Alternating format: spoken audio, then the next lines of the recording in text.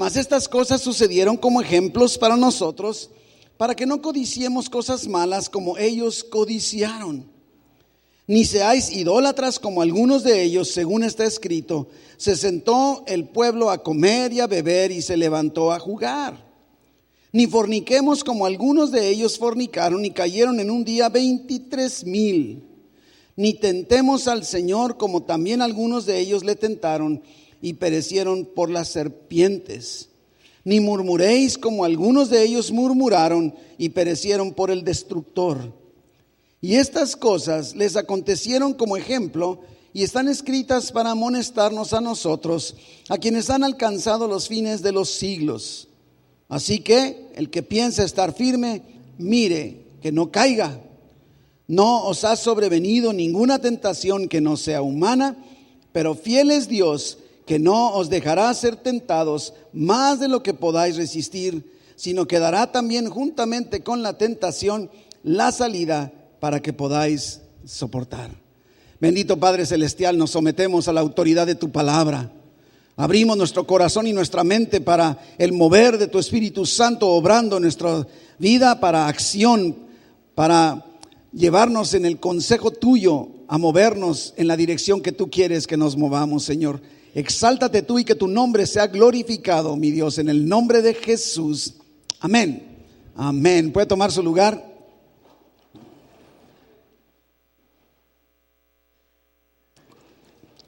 Bueno, si usted ha estado viniendo con regularidad, usted podrá saber que estamos en el mes de septiembre en una serie de temas que le hemos llamado Uno. No quiere decir que sea la serie número 1, sino la serie así se llama, Uno.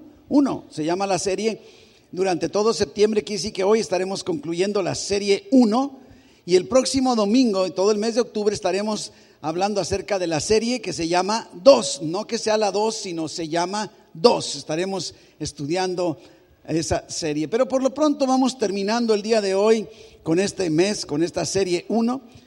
Estuvimos precisamente en el primer domingo de septiembre y hablamos de que hay un solo Dios, un Dios, ¿verdad? Nada más. Y luego, número 2, hablamos acerca de un cuerpo, la unidad de los creyentes, la unidad de la familia, un Dios, un cuerpo.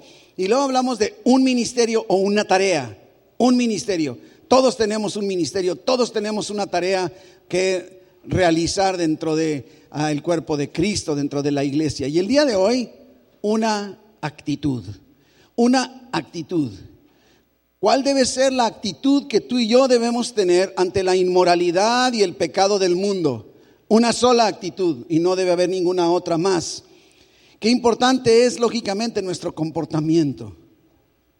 Se ha descuidado mucho el tema del comportamiento y de la responsabilidad del cristiano en el diario vivir. Nuestra actitud ante la realidad de todo lo que Dios nos ha dado a veces se cuestiona. Yo me pregunto, ¿cómo puede el mundo allá afuera creer que tenemos un Dios todopoderoso como el que cantábamos hace rato, si no nos lleva ni siquiera a emocionarnos? Vivimos a lo mejor derrotados, preocupados, amargados. Y entonces diríamos, ¿cómo estamos viviendo ante la realidad de las bendiciones que Dios ya te ha dado? Porque a todos hemos recibido bendición de Dios. Nuestra sociedad ha perdido el sentido de dirección. Los valores se han venido perdiendo. Estaba leyendo un artículo que hablaba precisamente acerca de la tendencia de algunos ministros reconocidos, pastores a nivel mundial, y que han caído en pecado.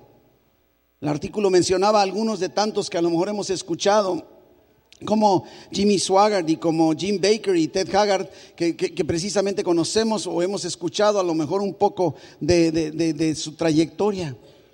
Inclusive recientemente supe de un pastor a quien yo, pues no puedo decir que admiraba, digo, nomás que ahora cuesta trabajo, pero admiro una iglesia de más de 10,000 miembros en el estado de Florida, en Estados Unidos, y resulta que anuncia que cayó en adulterio y tiene que renunciar a su trabajo.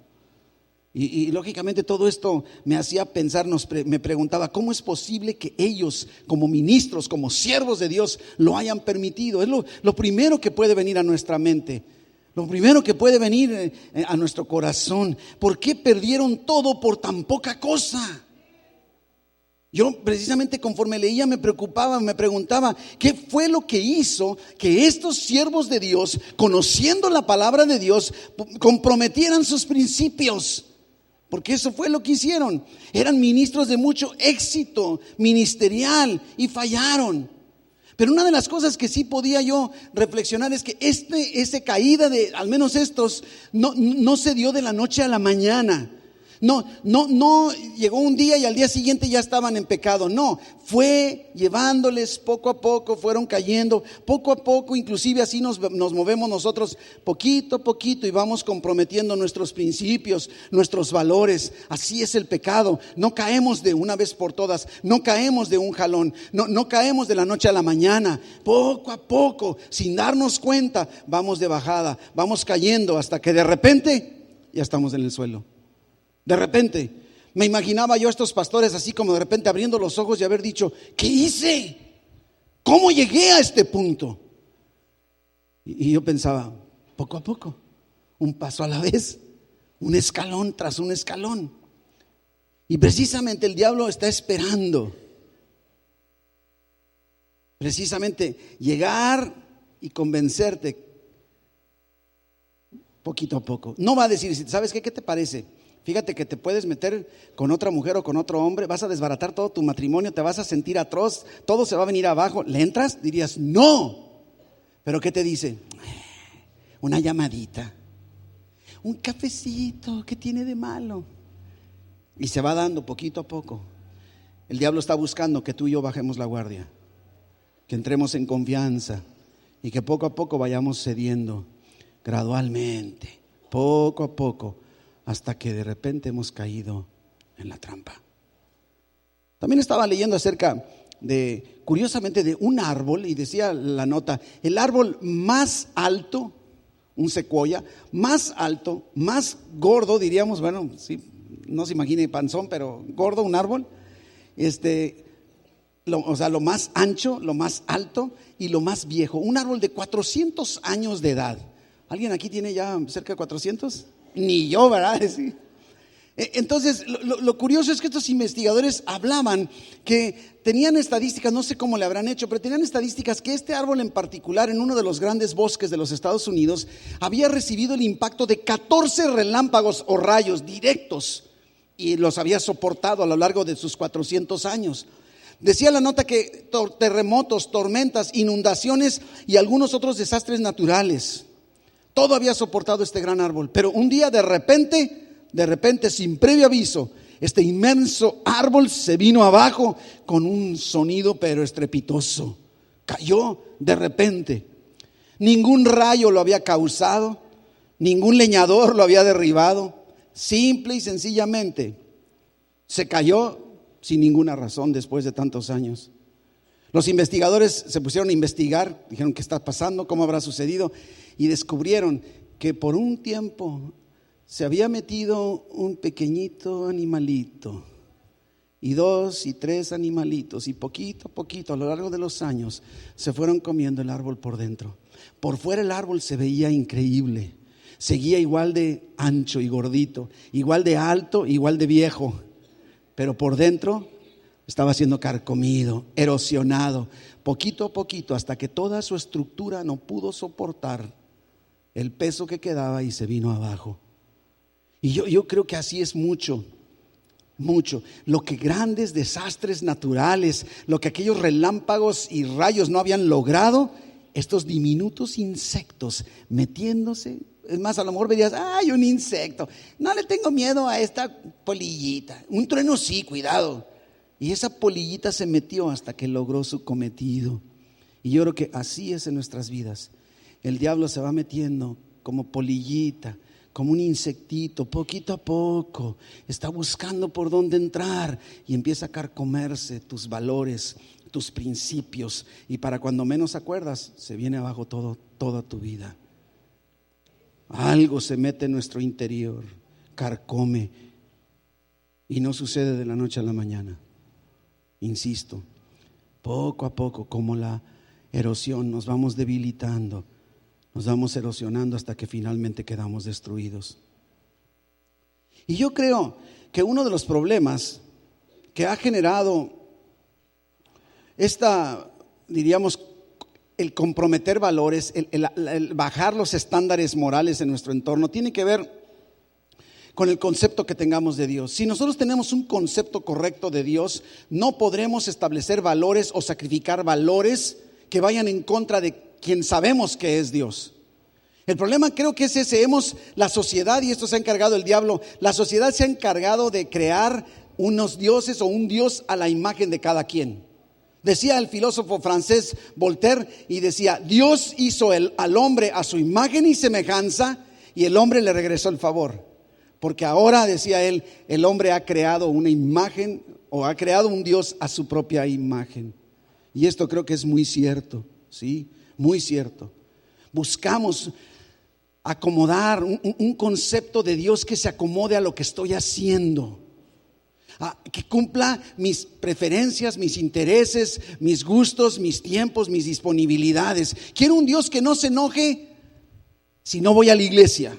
Quiero un Dios que no haga tanto escándalo si me echo un cigarrito.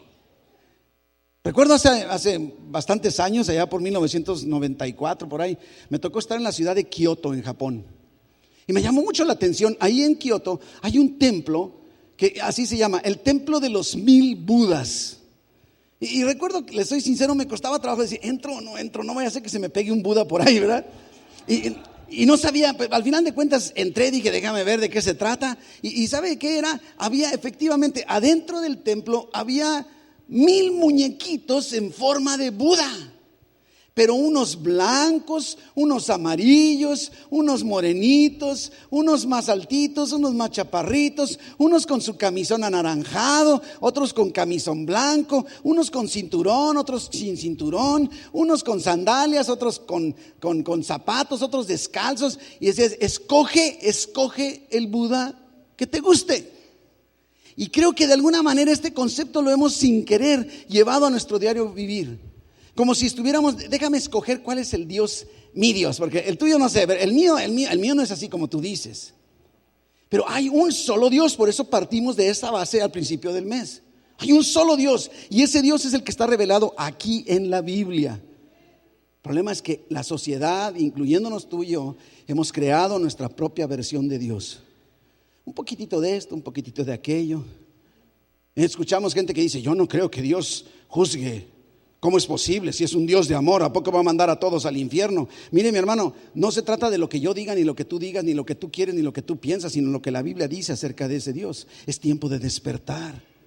Porque mientras no tengamos un concepto correcto de Dios, batallaremos precisamente en nuestra integridad, en comprometer nuestros valores en nuestro diario vivir.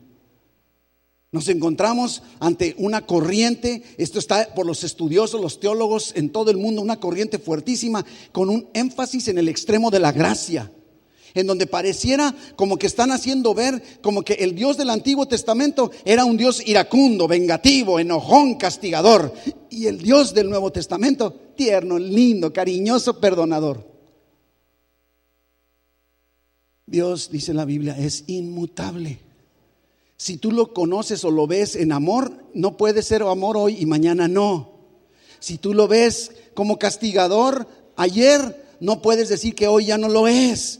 Dios es inmutable, Dios no cambia. ¿Por qué pensamos que Dios va a bajar su estándar de moralidad, su estándar de santidad? Ay, hombre, ¿qué tiene? Bajo la gracia, pues le pido perdón y ya. Al cabo, ese pecadito, esa canita al aire, ya la llevó Jesús por mí en la cruz. Es cierto, pero se fija como si le bajáramos ¿y qué de la relación personal con un Dios que aborrece el pecado?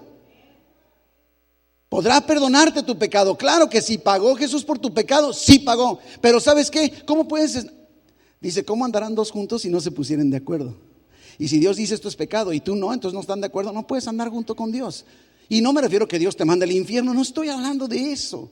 Estoy hablando de esta realidad que hemos bajado nuestro estándar pensando que Dios ha bajado su estándar.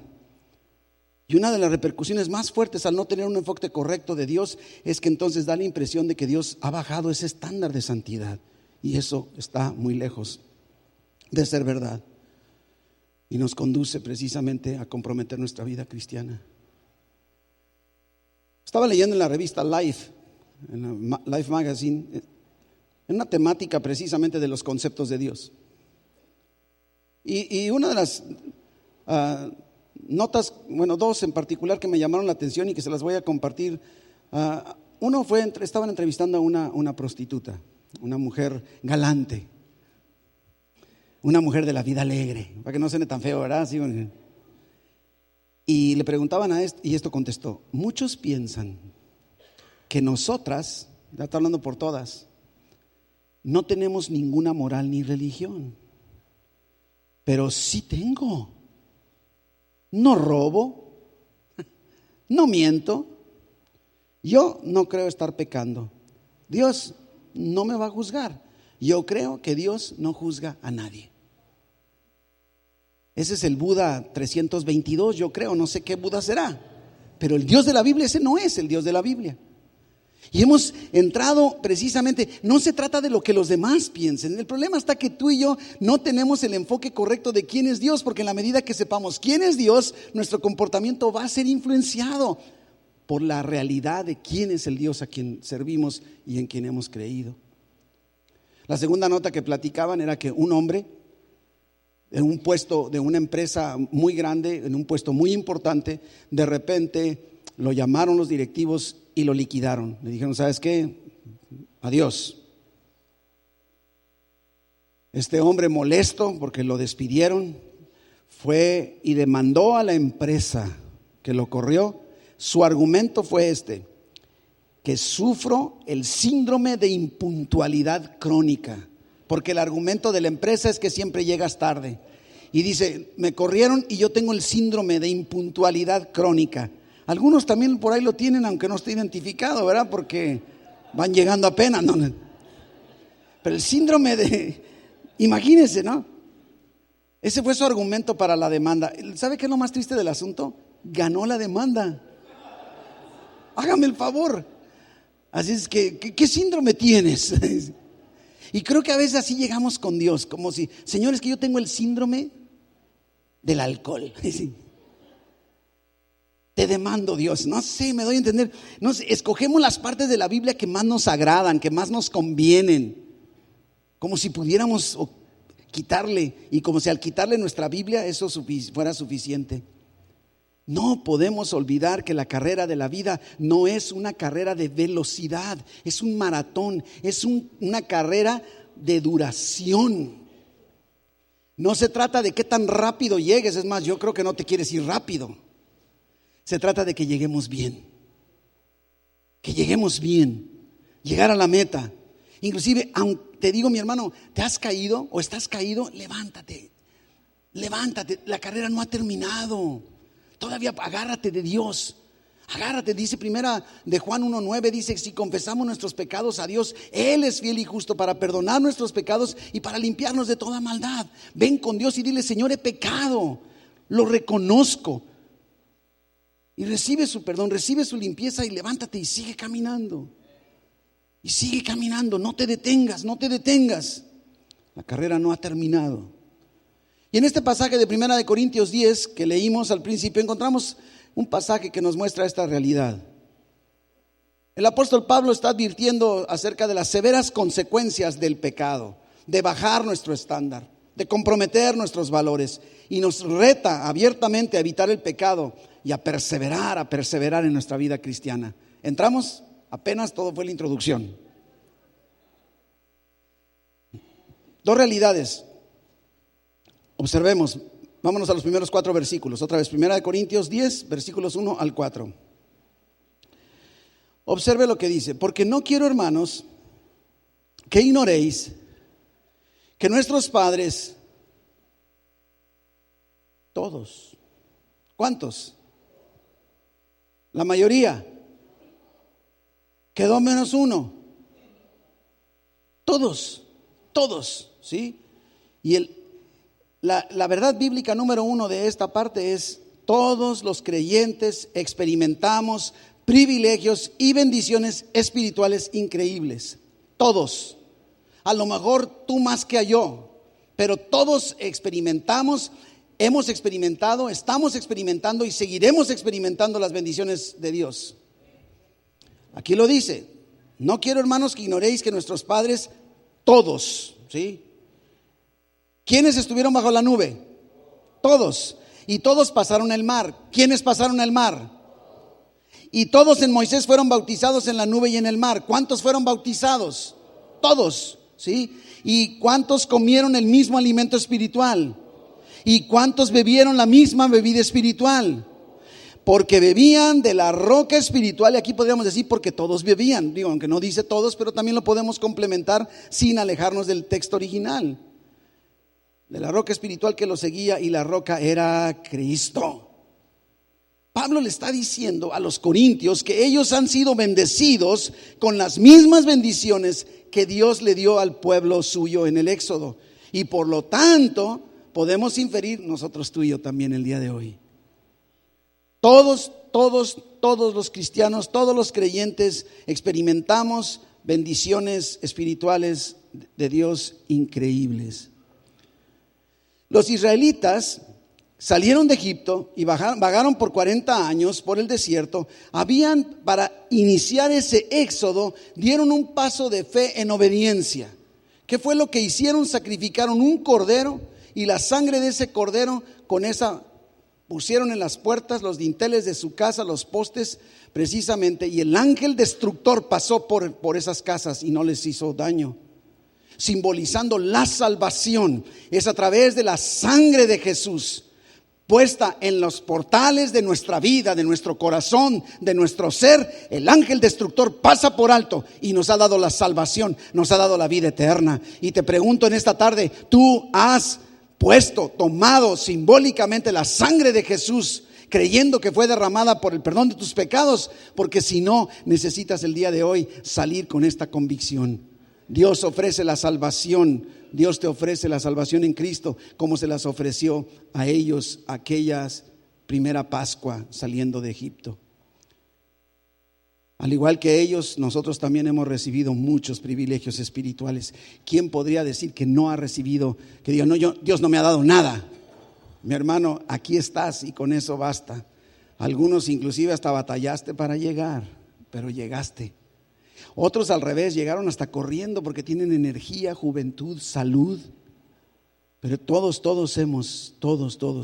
Y de la misma forma en la que ellos estuvieron bajo la nube, tú y yo hemos experimentado la presencia y la dirección de Dios en nuestras vidas, ¿verdad que sí?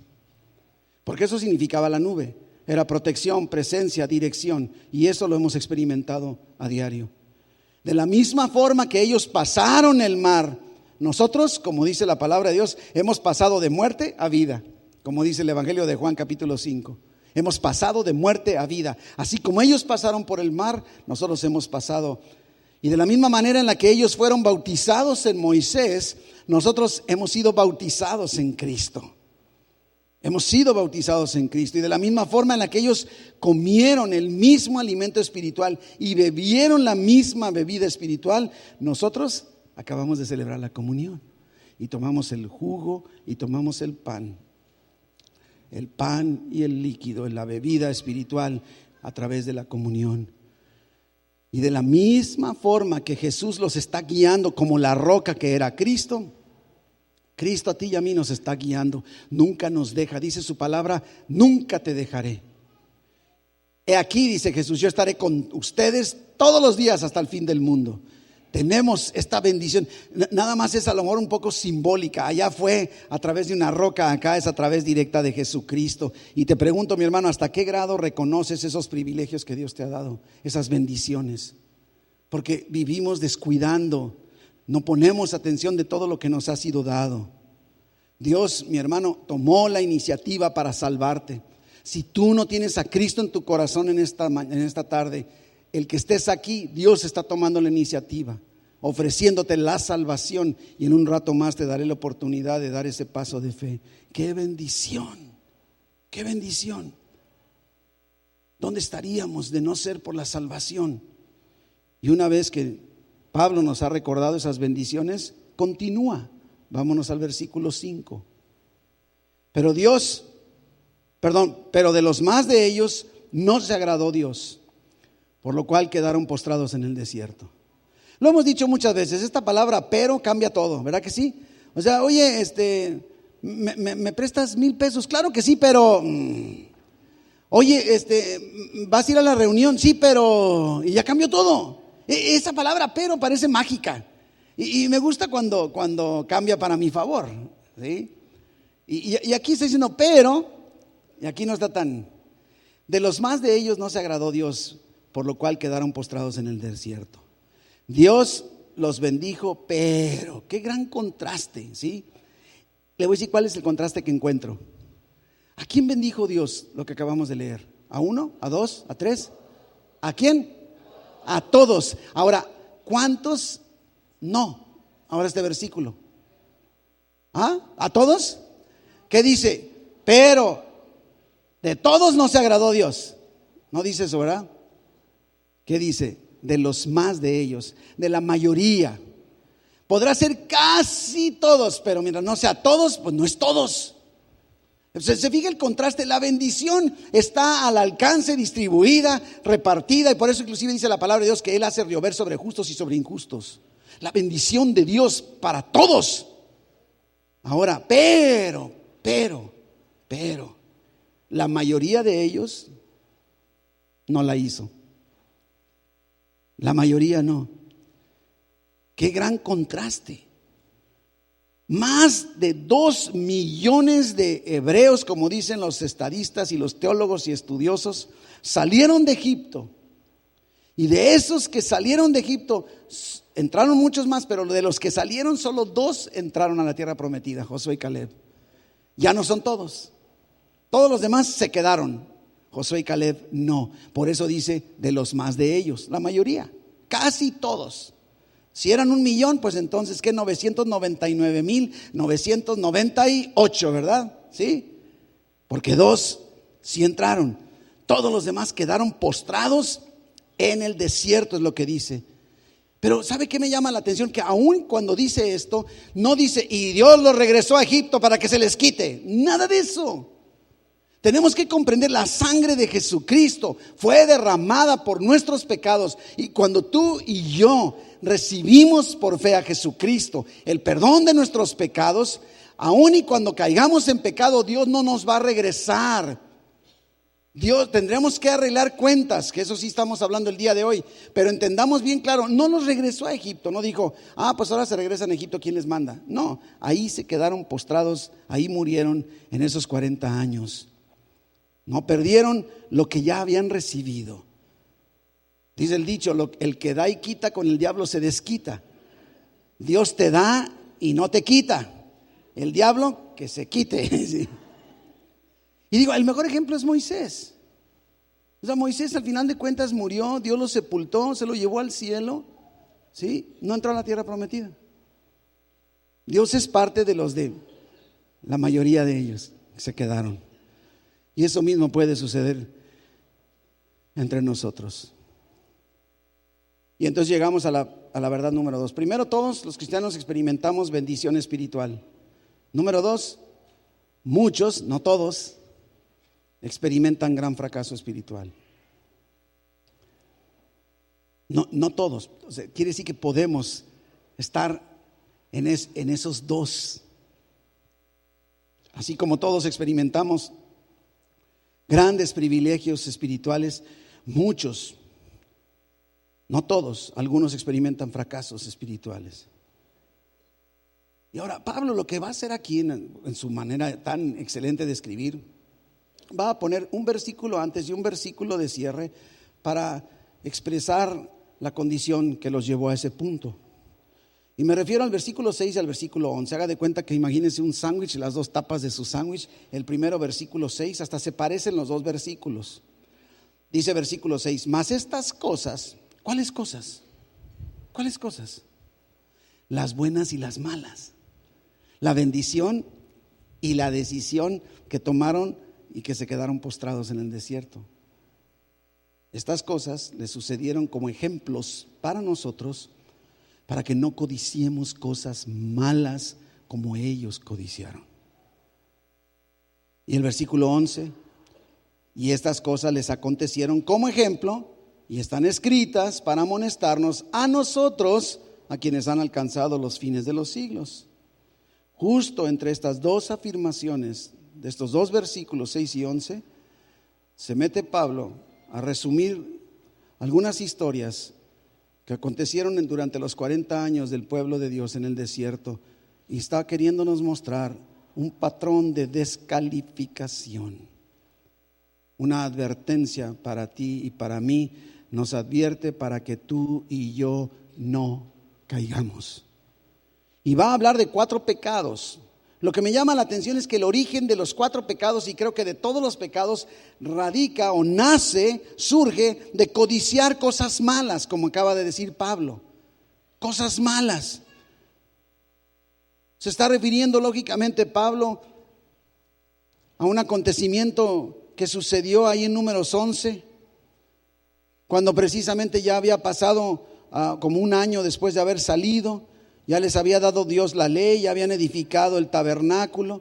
Pero diríamos, ¿cuáles eran esas cosas malas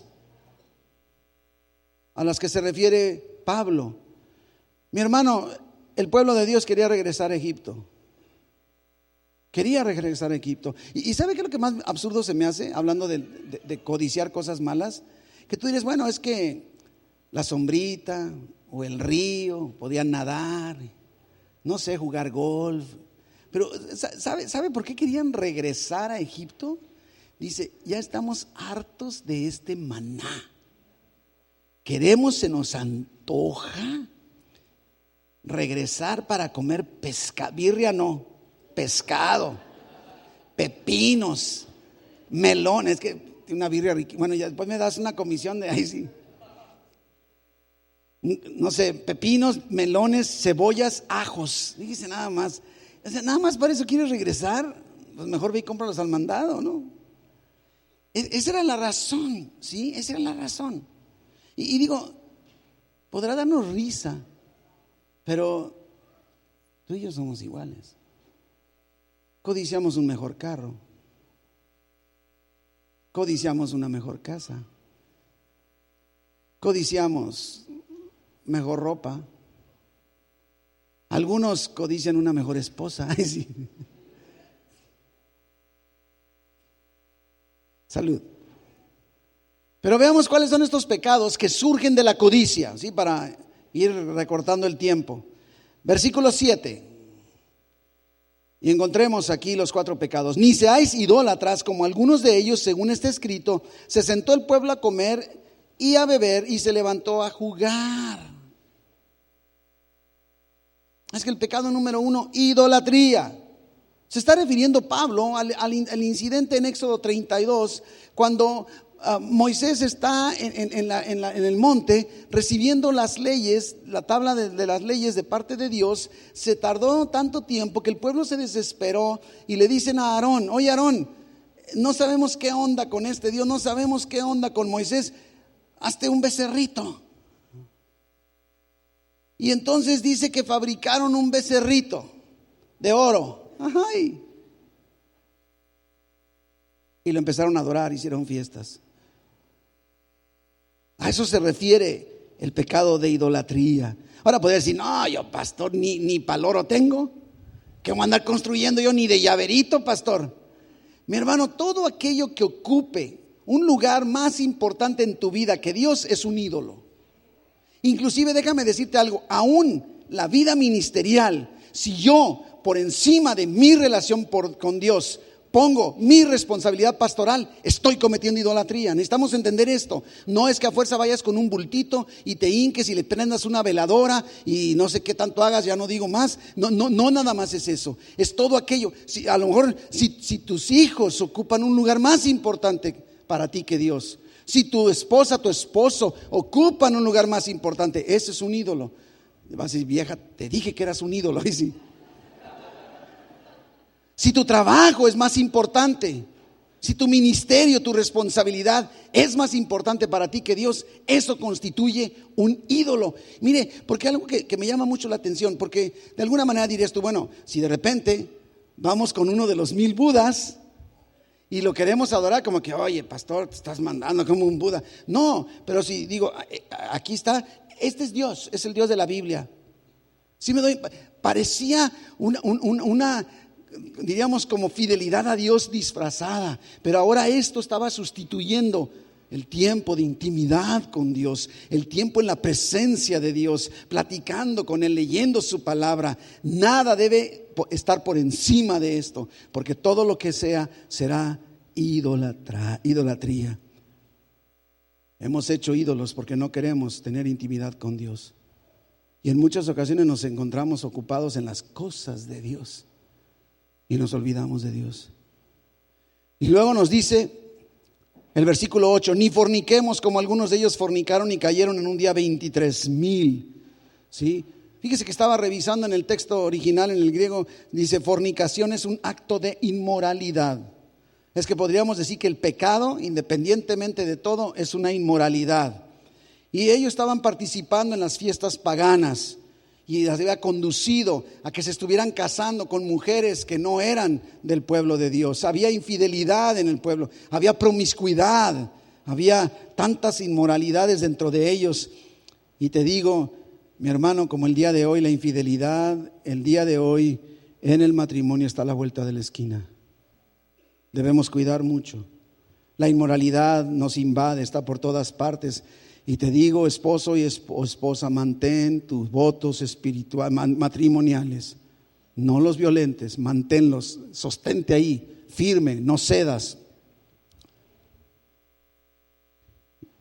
En realidad, si tú te pones a ver, yo decía el domingo pasado, como a cada rato escuchamos, yo no sé si escuchó las noticias.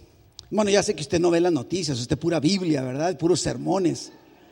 Pero a lo mejor por ahí escuchó así sin querer, el pastor le dijo que salió en la noticia de la farándula que ahora Brad Pitt y Angelina se están divorciando.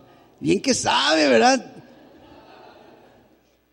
Y ¿sabe qué me llamó la atención? Que cuando le preguntaban la razón y dijeron una frase que parece ya trillada: diferencias irreconciliables. Y yo le digo lo que le dije el domingo pasado: mi hermano, yo tengo muchas diferencias irreconciliables con mi esposa. Es más, qué bueno que son irreconciliables. ¿Sabe por qué? Porque cuando fueran reconciliables, entonces sería igual a mí. Qué feo, qué aburrido. El punto no es, o sea, que el matrimonio debe haber diferencias, pero eso no como para provocar. Y digo diferencias en buen sentido de la palabra, porque bendito y bendecido soy con el matrimonio que tengo, la verdad, con mi esposa. Y no lo digo nada más porque esté aquí, porque si no, luego no me deja dormir, pero la verdad, o sea, yo creo que es muy importante. O sea, diferencias hay, no pensamos igual en todo. No pensamos igual. A ti te gustan los chiles en nogada y a mí no, entonces divorcio, porque yo nunca voy a comer chiles en nogada. Digo, estoy exagerando, pero mucha gente parece así de absurdo. Cualquier tontería es razón suficiente. Ya no nos amamos. Ay, es que ya no siento lo mismo por ella. ¿Se ha fijado que tendemos a ser así? Porque hemos sido contagiados por la inmoralidad. Y si estás soltero, mi hermano, ay, mi hermanito, mantente puro y espera a que Dios te provea la persona adecuada para ti. Ayer me tocó oficiar a los 15 años de una niña de aquí de nuestra iglesia, una muchachita de 15 años. Y ya ve que tenemos dentro de la ceremonia el anillo. Los papis le ponen un anillo a la niña, y ese anillo es simbólico. Se están comprometiendo ella con Dios para mantenerse en pureza e integridad hasta el día que se case. Y ese anillo se lo quitará para que su esposo en la ceremonia le ponga el de matrimonio. Qué bonito hacer un pacto así con Dios. Muchachos, muchachas, solteros, solteras, por favor, manténganse en este principio y no caigamos en la inmoralidad. Pero no solo eso, el tercero de los pecados, regresando acá, el versículo 9, dice: ni tentemos al Señor, como también algunos de ellos le tentaron y perecieron por las serpientes. ¿Sí? Tentar a Dios. Puede parecer así como, ¿se podrá tentar a Dios? Bueno, es que depende qué pienses con tentar. Sí, pues ya no lo vas a poner en tentación. Es como probarlo, ¿no? Así como a ver si es cierto. Porque el pueblo de Dios una y otra vez abusaron de la paciencia de Dios. Una y otra vez. Inclusive, ¿sabe qué me sorprende? En Números 14:22 dice Dios: me han tentado ya 10 veces y no han oído mi voz. Y yo digo, ¿10? Yo creo que fueron muchas más. Y el cuarto de los pecados, en el versículo 10. Ni murmuréis como algunos de ellos murmuraron y perecieron por el destructor. Y digo, la murmuración no nada más es hablar mal de alguien, no nada más es decir algo de alguien. La murmuración también tiene mucho que ver con las quejas. Quejumbrosos. Se la pasaron murmurando, quejándose los 40 años en el desierto. Desde el primer mes de salida comenzaron a murmurar. El pueblo siempre quería más, nada les era suficiente, nada, más. Tenían la presencia de Dios, su provisión, su protección, su dirección, su disponibilidad, su poder. No es suficiente, queremos más. A veces pensamos así como que, bueno, es que si Dios abriera las puertas del cielo y me dijera, hola, entonces creería. No creerías. El pueblo viene todo lo que vio y de todas maneras no creyeron. Así somos nosotros, quejumbrosos, murmuradores. ¿Por qué murmuramos? Porque codiciamos cosas buenas o cosas malas. Para nosotros buenas, para Dios malas. Y los últimos 2 versículos de nuestro pasaje nos dan una conclusión muy evidente. Versículo 12. Vamos acelerándonos. Así que el que piense estar firme, mire que no caiga. Aquí vemos una advertencia y una esperanza a la vez. Porque recordemos, se trata de acabar bien la carrera. De eso se trata. No se trata de nunca caerte. Se trata de que si te caes, levántate, pero continúa, acaba bien. Termina tu carrera bien. No te confíes, mi hermano, no bajes la guardia. No te dejes. Porque tú y yo podemos decidir no ser descalificados. Podemos decidir acabar bien. Insisto, no es vivir inmaculados. Se trata de no darte por vencido, estar con la guardia levantada contra las acechanzas del diablo. Confío continuamente en que no te confíes, que no bajes la guardia. Versículo 13. Viene algo muy importante, porque tú puedes decir, es que qué difícil, es que la tentación es grande. Y parece como, eso es lo que me encanta del Espíritu Santo, porque nos conoce. Y dice, no os ha sobrevenido ninguna tentación que no sea humana. No os ha sobrevenido ninguna tentación que no sea humana. ¿Sabe qué empezamos? Vamos encontrando aquí tres principios o verdades con respecto a la tentación. Número uno, la tentación es común a todos. O sea, a veces puede ser que la tentación o la prueba que estás pasando la sientes como que la mía es más pesada que la tuya. Al final de cuentas todos experimentamos la tentación, es común. No os ha sobrevenido ninguna tentación que no sea humana. No podemos pensar que solo yo la experimento. No puedo pensar que no la voy a experimentar. Todos, es una realidad, todos experimentamos la tentación. Pero, dice, fiel es Dios, que no os dejará ser tentados más de lo que podéis resistir. Fíjense nada más, es que podemos afirmar la segunda verdad: Dios controla la intensidad de nuestra tentación o nuestra prueba. ¿Te has subido a los elevadores si eres a lo mejor un poquito observador? Y en las paredes hay una placa y dice, capacidad máxima. No sé, no mucho más, porque ¿cuánto será? Sí, bueno, lo que sea, 500 kilos, ¿no? Puros gorditos. Capacidad máxima. Entonces, el fabricante sabe que si le mete más, el elevador no va a soportar. Haga de cuenta que Dios pone una etiqueta y dice capacidad máxima. No sé cómo la mida Dios, pero Él no va a permitir que me echen carga de más en el elevador de mi vida. Eso es lo que está diciendo. Él no va a permitir que sea yo tentado más de lo que yo pueda resistir. No va a permitir que se suban más gentes a mi elevador que puedan provocar que se rompan los cables. ¿Te das cuenta? No puedes, lógicamente, pasar por alto esto. Dios sabe cuál es tu límite para cada tentación en particular. Para cada tentación en particular que estemos experimentando. Y luego continúa diciendo, sino que dará también juntamente con la tentación la salida para que podáis soportar. Número que ABC 3, ¿verdad? Dios provee una salida específica para cada tentación que enfrentemos. Para una tentación, su salida. Para otra tentación, su salida. Y la salida que te dé a ti no es la salida que me va a dar a mí. No es mejor, no es peor, está hecho a mi medida. Él me conoce, entonces Él va a cuidar la intensidad y va a proveer una salida para que yo pueda precisamente no perder y que yo sí pueda soportar. Vencer la tentación, mi hermano, no significa quedarme quieto para que Dios haga todo. Vencer la tentación me está diciendo, busca la salida y camina hacia la salida. Imagínense, por más que diga salidas de emergencia, está una quemazón y dices, pues es que ahí está la salida, Dios me dijo, aquí está la salida, que está esperando que te saque Él.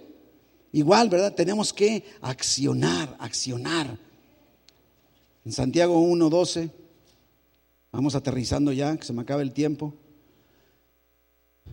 Santiago 1:12, bienaventurado el varón que soporta la tentación. ¿Qué? Porque, a lo mejor no entiendes, ¿por qué? Porque cuando haya resistido la prueba, recibirá la corona de la vida que Dios ha prometido a los que le aman. Y luego mira lo que dice, para que no andes culpando a nadie más. El diablo tiene la culpa. Ay, no sé qué quiere Dios conmigo que me permita esta tentación. Cuando alguno es tentado, no diga que es tentado de parte de Dios. Porque Dios no puede ser tentado por el mal, ni Él tienta a nadie. Versículo 14, sino que cada uno es tentado. Cada uno, tú, sí, tú. Cuando de tu propia concupiscencia, no la de mía, no la de los demás, la tuya, es atraído y seducido, como los pececitos y la carnada. Entonces, la concupiscencia, después que ha concebido, da a luz el pecado. Mi hermano, ser tentado no es pecado. Ceder a la tentación es pecado. Y es lo que está diciendo. Después que ha concebido, da a luz el pecado, y el pecado, siendo consumado, da a luz la muerte. Dejemos de culpar a los demás, dejemos de culpar a la iglesia, dejemos de culpar al pastor, dejemos de culpar a Dios. Nosotros. Así que lo que Pablo nos está diciendo es que debemos aprender de aquellos israelitas en el desierto, para que no repitamos los errores que ellos cometieron. Tú y yo podemos, a partir de hoy, ser obedientes a Dios y acabar nuestra carrera bien, si tan solo lo decidimos, porque tenemos la ayuda de Dios para lograrlo. Podemos ser obedientes. Mire lo que decía Pablo, 2 Timoteo capítulo 4 versículo 7. Yo le he dicho muchas veces, 2 Timoteo es la carta que Pablo escribe a Timoteo, fue lo último que Pablo escribió. Después de esta carta lo mataron. Y lo más triste del asunto, si usted quiere llamarle tristeza, o lo más motivante, es que Pablo sabía que ya lo iban a matar y lo dice. Pero miren lo que dice versículo 7, he peleado la buena batalla. A mí no me gusta la batalla, ni la guerra, ni los soldados, ni la milicia. He acabado la carrera, pues tampoco me gusta el deporte, sí que nada, ¿no? He acabado la carrera, he guardado la fe. Por lo demás, me está guardada la corona de justicia, la cual me dará el Señor. ¿Cómo le pido a Dios poder llegar al fin de mi día y poder decir junto con Pablo? Porque no lo puedo decir hoy. Pues justo en aquel día, y no solo a mí, sino también a todos los que aman su venida. Mi hermano, este es solo un ejemplo. La Biblia está repleta de ejemplos que nos hablan de personajes que en la carrera de la vida acabaron mal. Insisto, no que se hayan ido al infierno. Yo pienso mucho en Sansón, todo lo que Dios le dio, todo lo que Dios le dio. Inclusive al final, ¿qué pasó? Todavía clamó a Dios, Dios le dio fuerza y accionó, pero acabó mal.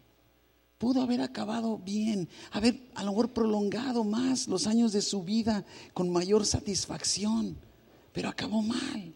Podemos aprender de todos ellos. Y aquí al terminar, déjame decirte algo, es muy importante. Si tú estás aquí sin conocer a este Dios del que te estoy hablando, si tú en esta tarde no estás seguro del perdón de tus pecados, si tú no estás totalmente seguro que al morir te vas a ir al cielo, necesitas dejar resuelto eso. Para poder terminar bien una carrera necesitas empezarla, y se empieza entregando nuestra vida a Cristo. No hay otra manera de llegar a Dios. Nos está diciendo, dice Jesucristo mismo, yo soy el camino, la verdad y la vida, y nadie llega al Padre si no es por mí. No hay otra manera de hacerlo. Cree en el Señor Jesucristo y serás salvo, no solamente tú, sino tu casa también. Dice la palabra de Dios que si tú crees en tu corazón y confiesas con tu boca que Cristo es tu Señor y que crees que Dios le levantó de los muertos, serás salvo. Te perdonará tus pecados, te dará la vida eterna y podrás entonces caminar iniciando en Cristo la carrera de tu vida, para que cuando llegue el momento tú puedas decir: he acabado mi carrera. Que acabes bien. ¿Por qué no empezar bien? Yo te invito a que si tú no tienes a Cristo en tu corazón y digas: yo quiero a Jesús, yo quiero el perdón de mis pecados, diga, levanta tu mano, solo quiero orar contigo. No podemos concluir sin dar esta oportunidad, que tú digas: yo quiero recibir a Jesús. No lo pospongas, no te avergüences. Empieza bien la carrera de tu vida y di: yo quiero a Jesús en mi vida. Solo voy a orar contigo si tú quieres. No vamos a hacer otra cosa más que eso, que des este paso de fe. Si por algún motivo la vergüenza, la pena no te permite levantar tu mano, no te vayas de nuestras instalaciones, si no te acercas con alguno de los líderes, de los servidores, y dile: yo quiero recibir a Jesús.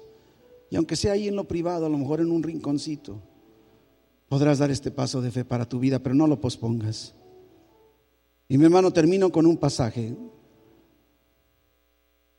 unos cuantos versículos, también en Santiago, en el capítulo 1, Santiago 1, versículos 2 en adelante.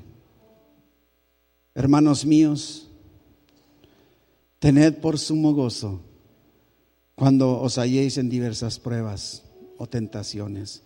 ¿Gozo? ¿Por qué puedo? Versículo 3, sabiendo que la prueba de vuestra fe produce paciencia.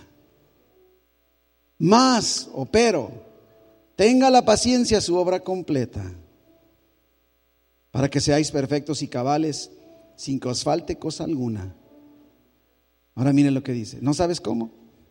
Si alguno de vosotros tiene falta de sabiduría, pídala a Dios, el cual da a todos abundantemente y sin reproche, y le será dada. Oh, mi hermano, cierra tus ojos, mi hermano.